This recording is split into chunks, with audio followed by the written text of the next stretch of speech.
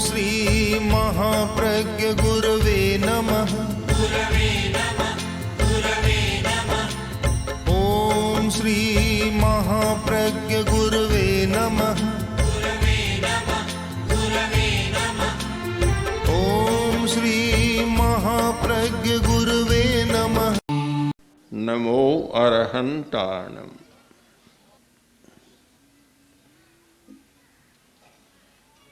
हर आदमी सुख चाहता है, सुख से जीना चाहता है।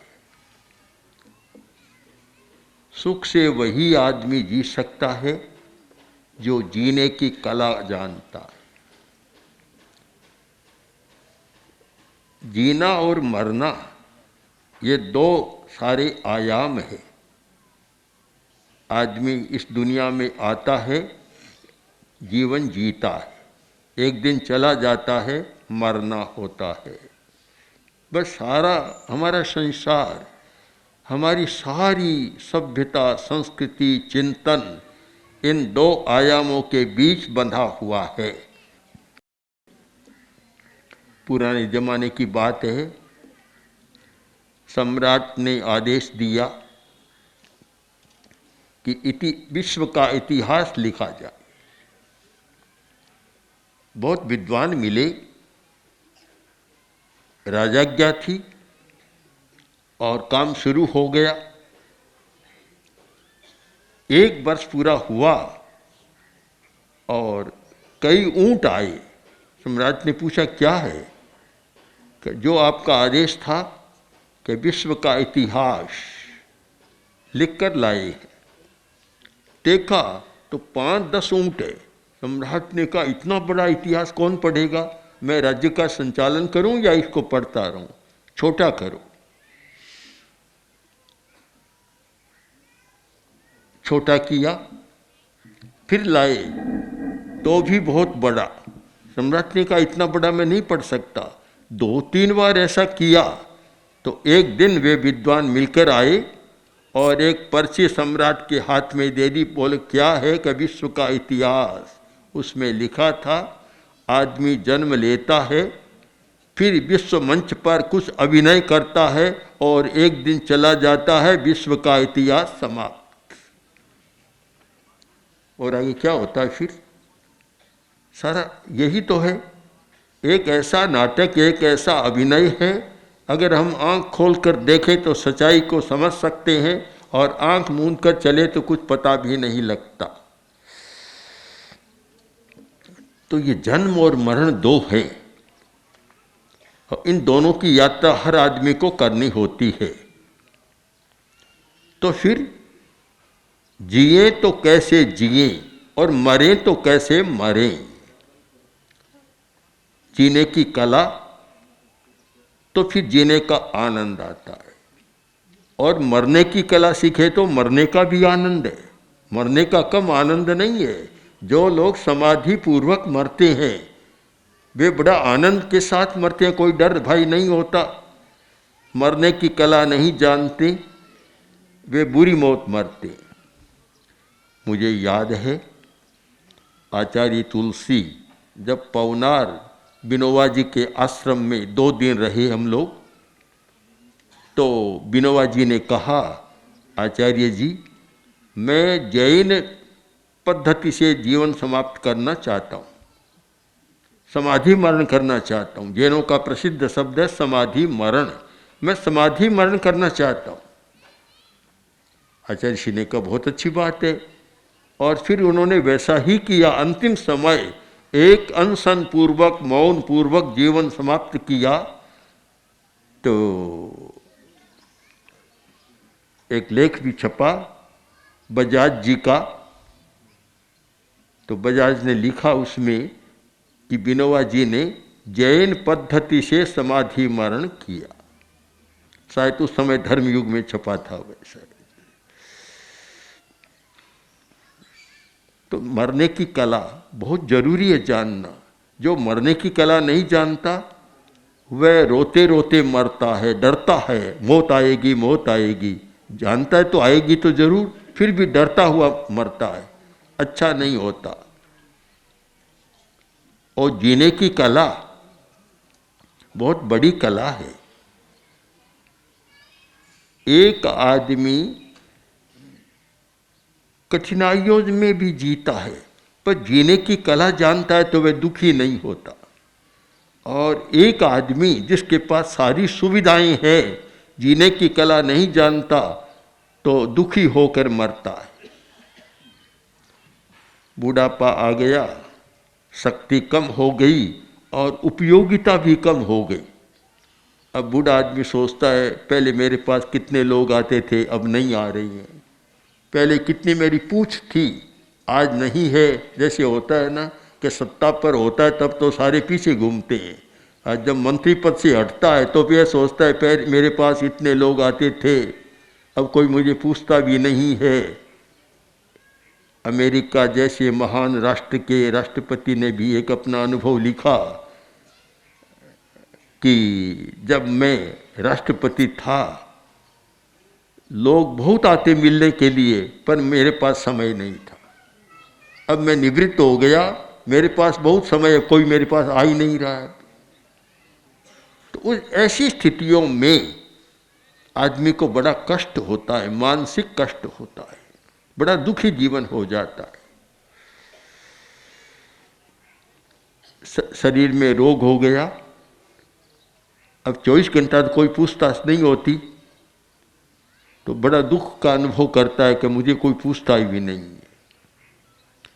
ये रोग, बूढ़ापा आदि आदि परिस्थितियां बड़ा कष्ट देती है जो आदमी जीने की कला को नहीं जानता। धर्म का काम था जीने की कला का बोध कराना। जीने की कला बहुत बड़ी कला है, और जीने की कला का एक महत्वपूर्ण सूत्र है वर्तमान में रहना। जो व्यक्ति वर्तमान में रहने का अभ्यास कर लेता है वह आनंद पूर्वक जीता है, और जो व्यक्ति वर्तमान में कम रहता है या तो अतीत की स्मृतियां करता रहता है और या भविष्य की कल्पना करता रहता है, वह शायद सुख से नहीं जी सकता। अतीत की स्मृतियां कि देखो एक दिन वह था जब मैं बड़ा अफसर था, मंत्री था, सब यह था, तो क्या क्या स्थितियां थी, और आज कुछ नहीं है। जब मेरे पास इतना धन था मेरी क्या स्थितियां थी, आज स्थितियां बदल गई।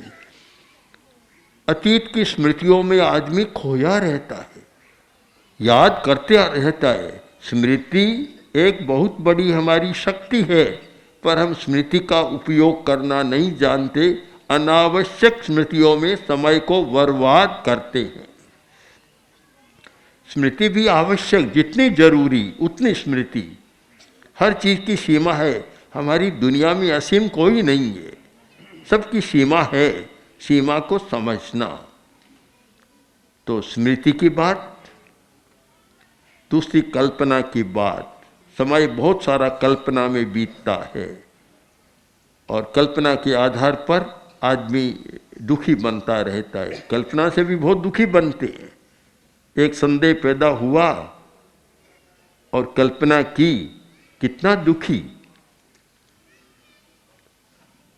कुछ दिन पहले हमने समाचार पत्र में पढ़ा कि एक आदमी इतना संदेहशील है, इतनी कल्पना मन में उल्टी करता है कि जब बाहर जाता है तो पत्नी को कोठड़ी में बंद करके जाता है कि कहीं यह कोई गलत काम न कर ले। शायद खुद दुखी बनता है और दूसरे को भी दुखी बनाता है। कल्पना का जब वेग होता है आदमी सच्चाई को समझ नहीं सकता। एक युवक, समझ कम थी, बुद्धि कम थी, चिंतन भी कम था और भावुक जैसा था, कल्पना भी बहुत करता था, संदेह बहुत करता था। तो ऐसे लोगों को दूसरे लोग भी मजाक के साथ कुछ करते रहते। एक दिन 2-4 मन चले युवकों ने कहा, देखो भैया तुम समझदार नहीं हो। बोला क्यों? कि तुम्हें पता ही नहीं है, तुम तो सो जाते हो और तुम्हारी पत्नी रात को 2 बजे तुम्हारे घर पर आती है। उसने कहा ऐसा है?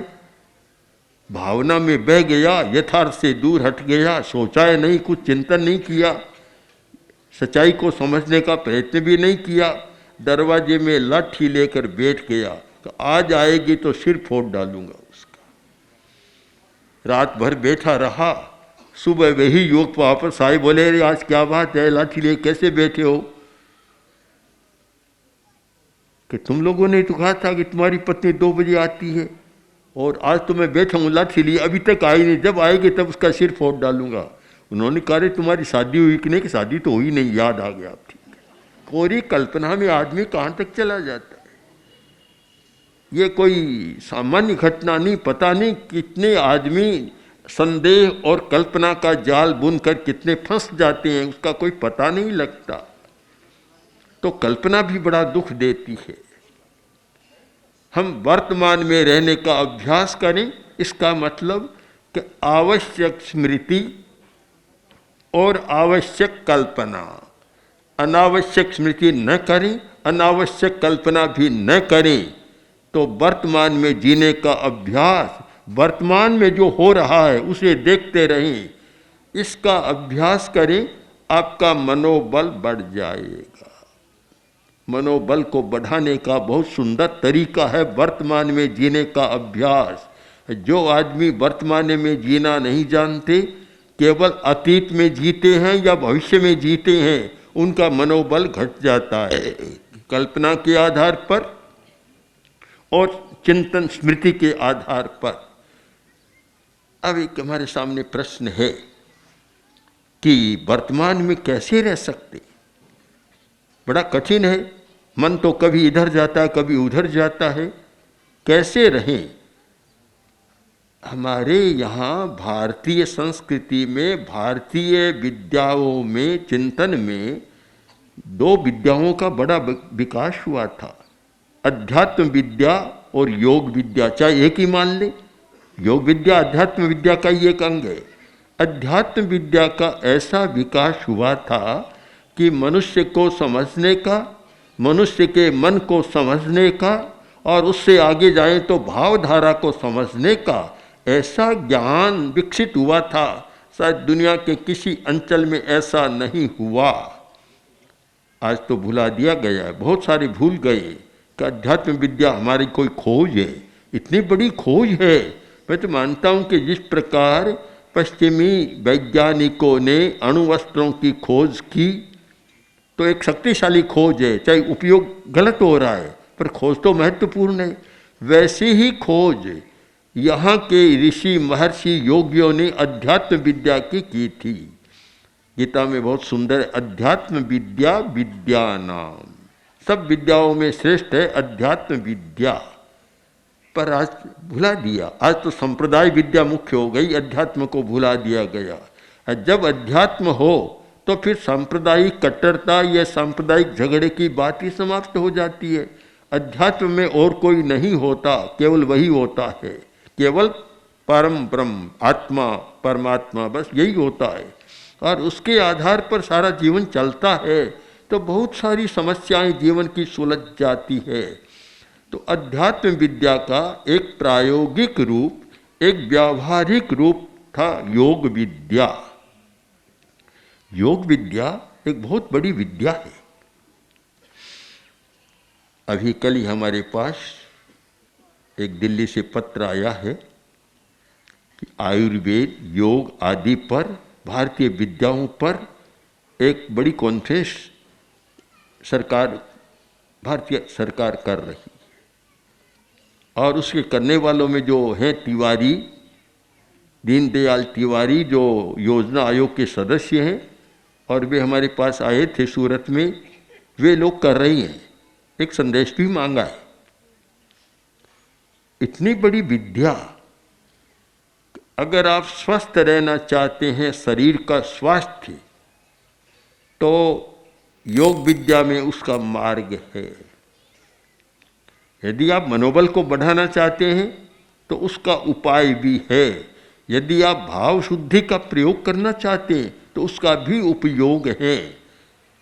मैं तो ऐसा मानता हूँ कि हमने योग विद्या और अध्यात्म विद्या को गौण कर दिया, उसका परिणाम है कि बीमारियां बढ़ रही है, हॉस्पिटल बढ़ रहे हैं, डॉक्टर बढ़ रहे हैं, फिर भी आदमी बीमारियों को बढ़ाता चला जा रहा है।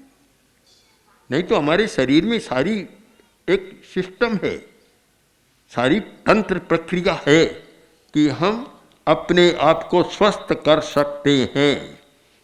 आचार्य तुलसी हमारे साधु साधु हो जाए तो डॉक्टर को दिखाओ, उसके साथ योग विद्या का प्रयोग जरूर करो, जिससे कि तुम्हारी शक्ति बनी रहे, मनोबल बना रहे। हमें कौन बचाता है बीमारी से? दवाइयां नहीं बचाती। बचाने वाला मूल तत्व है, वह है हमारा रेजिस्टेंस पावर, रोग प्रतिरोधक शक्ति। हमारा इम्यूनिटी सिस्टम जितना मजबूत है तो आदमी रोग से बचता रहेगा। जिसकी प्राण शक्ति कमजोर हो गई, रोग प्रतिरोधक शक्ति कमजोर हो गई, अब चाहे 100 डॉक्टर मिल जाए, बड़े बड़े स्पेशलिस्ट मिल जाए, कभी उसे बचा नहीं सकते। और चाहे ऐसे इंजेक्शन, एक एक इंजेक्शन कई लाख का एक भाई ने दिलाया था, बचा नहीं सका, नहीं बचा सकते। ये तो सारे हमारे एक सहायक उपचार हैं। मूल जो है वह है हमारी प्राण शक्ति, प्राण ऊर्जा, हमारी वाइटल एनर्जी, वह हमारी मूल है, जो रोग प्रतिरोधक शक्ति है। और वह क्यों कमजोर होती है? कि हम श्वास लेने की कला नहीं जानते। जो व्यक्ति ठीक श्वास लेना नहीं जानता, उसकी रोग प्रतिरोधक शक्ति भी कम हो जाती है, दवाई पर दवा लेता चला जाता है। एक व्यक्ति को हम जानते हैं जो हर बात में दवाई लेता चला जाता, आखिर में इतना परेशान हो गया कि फिर प्रेक्षा ध्यान की शरण में उसको आना पड़ा, तब जाकर कुछ ठीक हुआ है। एक विश्वास बन जाता है कि एक दवा ली, रिएक्शन हुआ कि यह दवा फिर लो, फिर वह ली रिएक्शन को रोकने के लिए, उसका रिएक्शन हुआ तो फिर तीसरी लो। तर्कशास्त्र का एक शब्द है अनवस्था, इन्फिनिट, जिसका कोई अंत नहीं है, एक के बाद एक होता चला जाता है। हम अपनी मूल शक्ति को पहचानने का प्रयत्न करें कि हमारी शरीर की रचना ऐसी है कि बहुत सारी तांत्रिक सुविधाएं हमें प्राप्त है। ये खोज मैं मानता हूँ इतनी बड़ी खोज थी कि दवा की खोज से भी ये ज़्यादा महत्वपूर्ण है। दवा सहायक है और ये मूल बात है। तो उसके लिए श्वास की कला एक धर्म का बड़ा अंग था। श्वास लेना सीखना धर्म का, पर आज धर्म तो और बातों में रूढ़ हो गया, इन बातों को भुला दिया गया। वैदिक परंपरा में त्रिसंध्यम 3 संध्याएं की जाती थी।